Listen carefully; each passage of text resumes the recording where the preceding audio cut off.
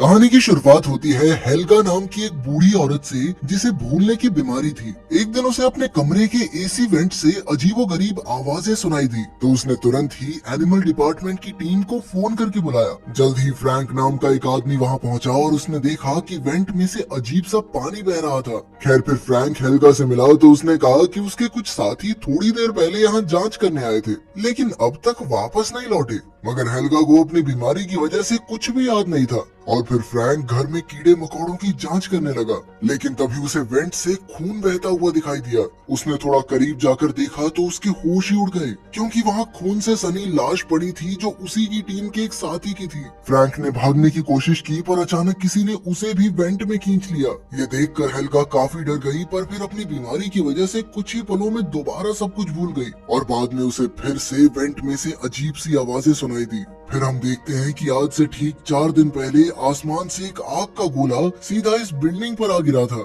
जिसने एक मकड़ी को जन्म दिया।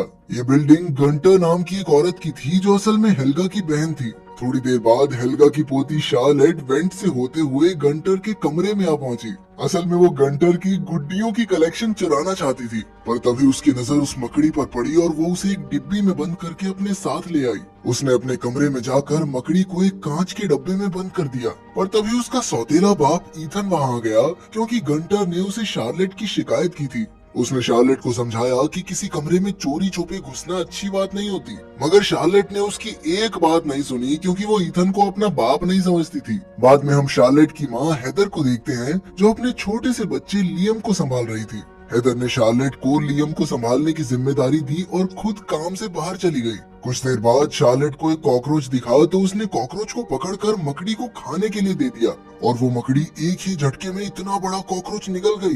तब शार्लेट ने खुश होकर उसका नाम स्टिंग रखा। खैर रात को ईथन शार्लेट के कमरे में आया तो उसने स्टिंग को डब्बे में देखा। उसने आज तक ऐसी अजीबोगरीब मकड़ी नहीं देखी थी। तभी शार्लेट ने वहां आकर ईथन का ध्यान भटकाने की कोशिश की, क्योंकि असल में उसे स्टिंग से लगाव हो गया था। खैर ईथन ने उसे बिस्तर में आराम से सुलाते हुए कहा कि वो उससे बहुत प्यार करता है, मगर शार्लेट ने कोई जवाब नहीं दिया।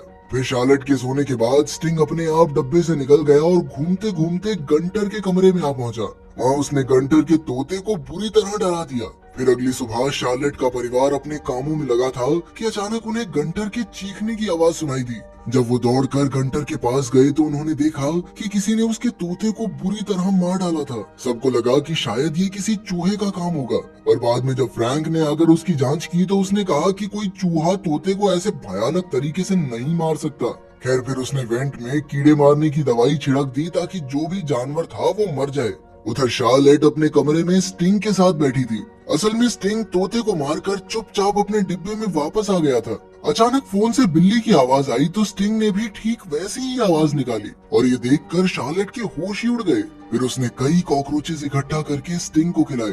तभी वहाँ कपड़ों को कीड़ों से बचाने वाली गोली यानी मॉथ बॉल आ गिरी, तो स्टिंग उसे देखकर बुरी तरह डरने लगा, जिससे शार्लेट को समझ आ गया कि स्टिंग मॉथ बॉल्स से डरता है। जल्द ही फ्रैंक कमरे में कीड़े मारने वाली दवाई छिड़कने आ पहुंचा, मगर शार्लेट ने इससे साफ इनकार कर दिया, क्योंकि वो स्टिंग की हिफाजत करना चाहती थी। फ्रैंक ने जब स्टिंग को देखा तो उसने कहा कि ऐसे कीड़े को साथ रखना खतरे से खाली नहीं है, मगर शार्लेट उसकी बात मानने को तैयार ही नहीं थी। फिर रात को स्टिंग एक बार फिर डब्बे से निकलकर वेंट से होता हुआ मारिया के घर तक आ पहुंचा। उसे देखकर मारिया का कुत्ता बेहद डर गया और फिर स्टिंग ने अचानक मारिया के चेहरे पर ही काट लिया। मारिया जोर से नीचे गिर गई और जब उसने उठकर अपना चेहरा दोबारा देखा तो वो एक बार फिर से गिर गई, क्योंकि असल में वो पैरालाइज हो चुकी थी।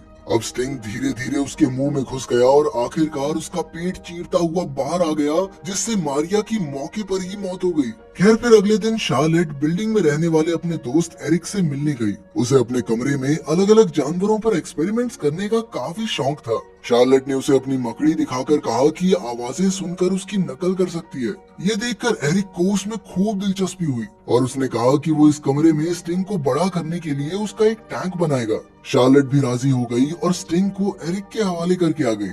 उधर मारिया का डरा हुआ कुत्ता जैसे तैसे वेंट के जरिए ईथन तक पहुंचा। ईथन उसे मारिया के घर लौटाने आया, पर जैसे ही वो घर में घुसा तो मारिया की लाश देखकर उसके पैरों तले जमीन खिसक गई। उसने तुरंत पुलिस को खबर करके मामले की जांच करने को कहा। इधर बिल्डिंग में रहने वाले लोग अब परेशान हो गए थे, क्योंकि पहले एक तोते का कत्ल हुआ और अब मारिया का। खैर पुलिस के जाने के बाद एरिक ने ईथन को अपने कमरे में बुलाया और उसे बताया कि स्टिंग बेहद खतरनाक है और उसे यहाँ पर रखना सबके लिए मुसीबतें पैदा कर सकता है। एरिक को लगता था कि बिल्डिंग में हुए कत्ल के पीछे स्टिंग ही है। इतनी बड़ी मकड़ी देखकर ईथन तो घबरा ही गया और उसने स्टिंग को एनिमल डिपार्टमेंट को भेजने की जिम्मेदारी एरिक को दे दी। फिर बाद में जब शार्लेट को इसके बारे में पता चला तो वो बहुत ज्यादा गुस्सा हो गई, क्योंकि वो ये मानने को राजी ही नहीं थी कि उसका प्यारा स्टिंग लोगों की जान ले सकता है। शार्लेट ने गुस्से में ईथन से कह दिया कि तुम मेरे बाप नहीं हो तो बनने की कोशिश भी ना ही करो तो अच्छा है।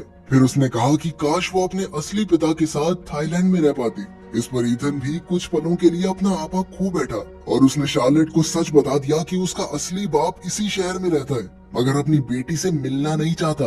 ये सुनकर शार्लेट का दिल टूट गया और वो फूट फूट कर रोने लगी। इस पर हेदर भी ईथन से गुस्सा हो गई, क्योंकि उसने सच बताकर शार्लेट का दिल तोड़ दिया था। वहीं दूसरी ओर हम देखते हैं कि एरिक ने स्टिंग को एनिमल डिपार्टमेंट को सौंपने की बजाय उसके लिए एक बड़ा सा टैंक बना दिया था, ताकि वो उसमें तेजी से बड़ा हो सके। वो इस मकड़ी की शक्तियां देखना चाहता था ताकि बाद में वो इसे अपने फायदे के लिए इस्तेमाल कर सके। आखिरकार वो इतना बड़ा हो गया कि वो उस टैंक में भी पूरा नहीं आ रहा था। इसके बाद हम देखते हैं कि गंटर अपनी खोई हुई बिल्ली को ढूंढ रही थी कि अचानक उसे वेंट से मियाऊ की आवाज सुनाई दी। उसने टॉर्च जलाई और सीधा वेंट में घुस गई। अचानक उसकी टॉर्च बंद हो गई और स्टिंग ने उस पर जानलेवा हमला कर दिया। इधर ईथन को नौकरी से निकाल दिया गया था, इसलिए वो इतना परेशान हो गया कि वो गुस्से में घर की चीजें तोड़ने लगा। हेदर ने उसे रोकने की कोशिश की तो जल्द ही उन दोनों में बहस छिड़ गई। लड़ाई का माहौल देखकर शार्लेट ने अपने छोटे भाई लियम को उठाया और अपने कमरे में आ गई। वहाँ वो हेडफोन्स लगाकर आराम से वीडियोस देखने लगी। उधर ईथन और हेदर की बहसबाजी चल ही रही थी कि अचानक स्टिंग ने वहाँ आकर उन पर जबरदस्त हमला कर दिया। फिर वो उन दोनों को खींचकर वेंट में ले गया और इधर शार्लेट को कानों कान खबर भी नहीं हुई। बाद में उसने मारिया के कुत्ते को जोर जोर से भौंकते हुए सुना तो वो उसे देखने गई। तभी अचानक स्टिंग आया और वो कुत्ते को भी पकड़कर वेंट में ले गया। फिर शार्लेट ने देखा कि घर में खून बिखरा हुआ था और ईथन और हेदर दोनों गायब थे। वो काफी घबरा गई और उसे एहसास हुआ कि इसके पीछे स्टिंग का ही हाथ है। मगर इससे पहले कि वो कुछ कर पाती, स्टिंग वहाँ आकर लियम को भी उठा ले गया। ये देखकर शार्लेट बुरी तरह रोने लगी और इस सब का जिम्मेदार खुद को समझने लगी। तभी अचानक उसे याद आया कि स्टिंग मॉथ बॉल्स से डरता है। फिर उसने तुरंत मॉथ बॉल्स का पाउडर बनाकर उसे पानी में मिलाया और फिर इस पानी को पिचकारी में भरकर स्टिंग को ढूंढने निकल पड़ी। बाद में जब वो एरिक के कमरे में पहुंची तो उसने देखा कि एरिक छत पर मकड़ी के जालों में फंसा हुआ था। फिर वो अपनी दादी हेल्गा को देखने गई तो वो एकदम ठीक ठाक थी। असल में हेल्गा हमेशा अपनी जेब में मॉथ बॉल्स रखती थी, जिस वजह से स्टिंग ने कभी उस पर हमला नहीं किया। फिर शार्लेट ने हेल्गा को एनिमल डिपार्टमेंट का नंबर दिया और उन्हें फोन करके यहाँ बुलाने को कहा। इसके बाद उसने मॉथ बॉल्स के पानी की कई बॉटल्स भर ली और अपने शरीर पर भी ये पानी छिड़क लिया। इसके बाद वो खुद वेंट में घुस गई, जहाँ उसे ईथन के चिल्लाने की आवाज सुनाई दी। उसने देखा कि ईथन भी मकड़ी के जालों में बुरी तरह फंसा हुआ था, इसलिए उसने जालों पर मॉथ बॉल्स का पानी छिड़क कर उसे आजाद किया। फिर जैसे ही वो भागने लगे तो अचानक वेंट टूट गया और वो बिल्डिंग की बेसमेंट में आ गिरे। तभी स्टिंग वहाँ भी पहुँच गया और अब वो शार्लेट पर हमला करने ही वाला था कि तभी ईथन ने तुरंत उस पर मॉथ बॉल्स का पानी फेंक कर उसे भगा दिया। लेकिन फिर जल्द ही उन्हें एहसास हुआ कि वो बेसमेंट में फंस चुके हैं, क्योंकि उनके पास दरवाजे की चाबी नहीं थी। शार्लेट को बहुत पछतावा हो रहा था और उसने कहा कि ये सब उसकी गलती है, पर फिर ईथन ने उसे हौसला देते हुए कहा कि सब कुछ ठीक हो जाएगा। उधर हेल्गा को फिर से अजीबोगरीब आवाजें सुनाई दी तो उसने एनिमल डिपार्टमेंट को फोन करके फ्रैंक को बुलाया। फिर जैसा कि हमने कहानी की शुरुआत में देखा था, फ्रैंक वहाँ की जांच करने आया, मगर अचानक उसे स्टिंग ने वेंट में ही खींच लिया। आखिरकार फ्रैंक भी बेसमेंट में आ गिरा, जहाँ पर ईथन और शार्लेट मौजूद थे। फ्रैंक घबरा कर दरवाजा पीटने लगा, मगर उसकी आवाज किसी ने नहीं सुनी। अब उसने इस सब का इल्जाम शार्लेट पर लगाया और ईथन पर हमला कर दिया। लेकिन फिर शार्लेट ने कहा कि वो मॉथ बॉल्स के पानी की मदद से इस मुसीबत से बच सकते हैं। कुछ पलों बाद स्टिंग फिर से वहाँ आ गया तो फ्रैंक ने गुस्से में अपनी नेल गन से स्टिंग पर हमला कर दिया। इससे स्टिंग को चोट तो लगी, मगर वहाँ मौजूद पानी की पाइप्स भी बढ़ गई, जिससे उनके शरीर पर लगा मॉथ बॉल का पानी बह गया। मौके का फायदा उठाकर स्टिंग फिर से अंदर आया और इस बार उसने फ्रैंक को बेरहमी से मार डाला। तब शार्लेट और ईथन तुरंत कूड़ेदान में छुप गए, जहाँ उन्होंने देखा कि हेदर और लियम भी मकड़ी के जालों में फंसे हुए थे। आखिरकार उन्होंने बचे हुए मॉथ बॉल्स के पानी से उन्हें आजाद किया और फिर उनका पूरा परिवार इकट्ठा हो गया। तब शार्लेट को एहसास हुआ कि वो अपने परिवार से कितना प्यार करती है, लेकिन खतरा अभी टला नहीं था क्योंकि स्टिंग फिर से वापस लौट आया। तब ईथन ने स्टिंग को कूड़ेदान में बंद करके कचरे को मसलने वाली मशीन से उसे मारने का फैसला किया, पर बार बार बटन दबाने के बाद भी मशीन स्टिंग को मसल नहीं पाई। तब ईथन ने अपनी जान पर खेलकर प्लग को दोबारा से लगाया, जिससे उसे जोरदार बिजली का झटका भी लगा। सही मौके पर शार्लेट ने बटन दबा दिया और मशीन ने जोरदार वजन से स्टिंग को मसल कर रख दिया। आखिरकार अब वो सब सुरक्षित थे और शार्लेट दौड़कर ईथन के पास गई और कहा कि पापा, मैं भी आपसे बहुत प्यार करती हूँ।